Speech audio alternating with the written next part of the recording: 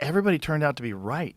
Everybody was right that masks don't work. Everybody was right that the vaccine didn't stop the infection, didn't stop Wasn't a transmission. It vaccine. wasn't a vaccine. It has a bunch of side effects. The pangolin is nonsense. I mean, we all knew of that it. all of this. It was just intuitive. The lab leak theory was racist. That was racist.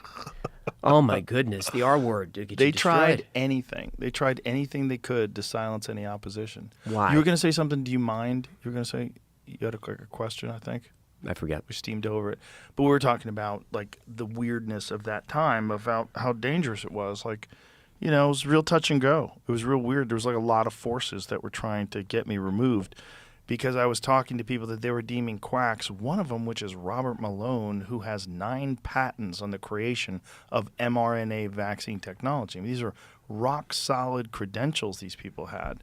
They weren't kooks like Jay Bhattacharya. All these people are Stanford, MIT, Harvard, all the people from the Great Barrington Declaration. These are the legitimate researchers and scientists that didn't agree with the narrative, and they were getting them removed from Twitter.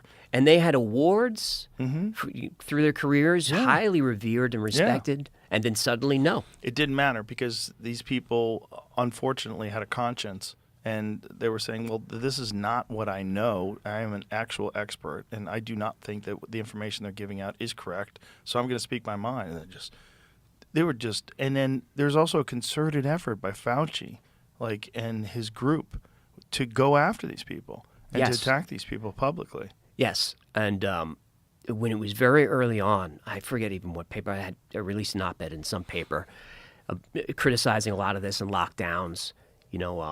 Like my dojo was closed down and was trying to fight with masks on.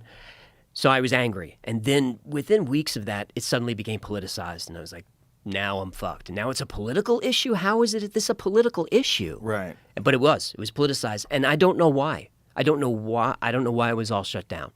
I think it's all just money. I think the vaccine companies wanted to make as much money as possible, and then anything that contributed to vaccine hesitancy was not for the greater good of public health. It was because the more vaccine hesitancy, the less profit they would have. I think it's real simple. Yeah. I it's agree, gross. but that's really gross. It is gross. But it's also gross that they would prescribe it for children because it was totally unnecessary. So the only reason why they would prescribe it for children or mandate it for children to get into schools is because they wanted to make as much money as possible. And they made an insane amount of money. So it did work. It was effective. But boy, did it destroy a lot of credibility. It certainly did. And it definitely worked.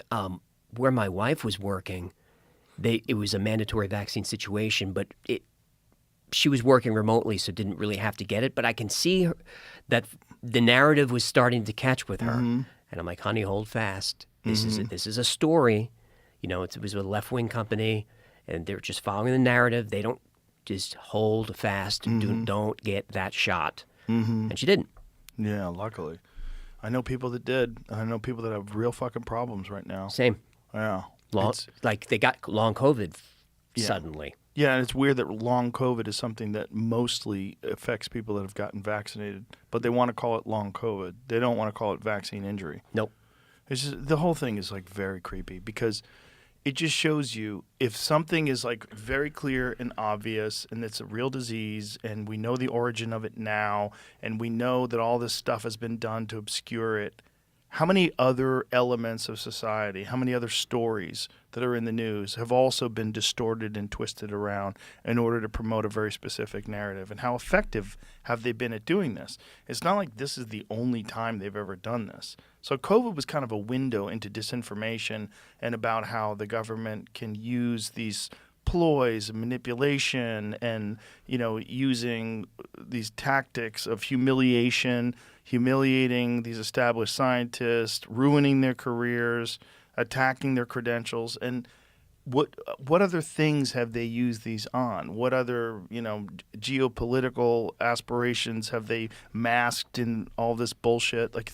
The whole thing is just it's very disconcerting to find out that the people that have been running the country are super comfortable with lying. Here's the good news, is the irony of COVID is the forces that were forcing us to be locked down and stay home gave rise to independent creators and journalists and independent thinkers and folks like you. And because of their forcing the lockdowns, they destroyed their own industry. Yeah. And there's no going back. I mean, I haven't watched MSNBC or Fox News in years. And you turn it on, it's like, oh, this is just, I hear the same stuff from the left and the right. I just hear the same stuff. I get my news from YouTube, from all different sources, and that's what I want. And they destroyed their own industry. Yeah, and it's interesting to see, like, what is it going to look like, 5-10 years from now? Because 5-10 years ago, you never would have imagined that CNN would lose all its credibility. No, we watched, Desert Storm on there. Everything. Yeah, Everything. Always. When you wanted to get the news. And it was always also, CNN was thought of being as this like sort of nonpartisan environment for the news. It just showed you what the news was.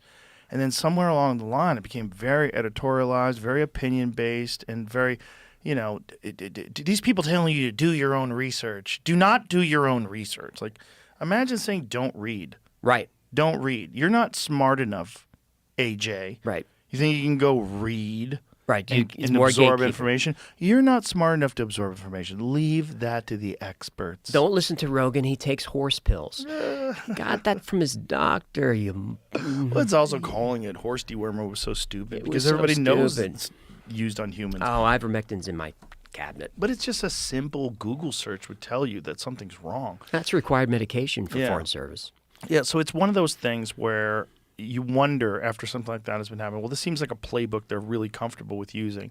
How many other things have they used this on? Like what other aspects of society are just complete horseshit? When did it really start? Right. Probably Probably during the 40s.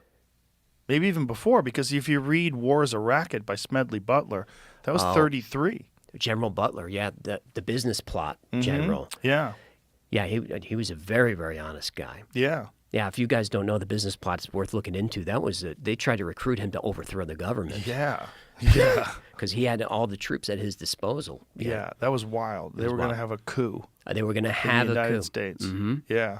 And nobody has answered for that. No. That's the J.P. Morgans and that whole set. So this kind of thinking has been going on forever.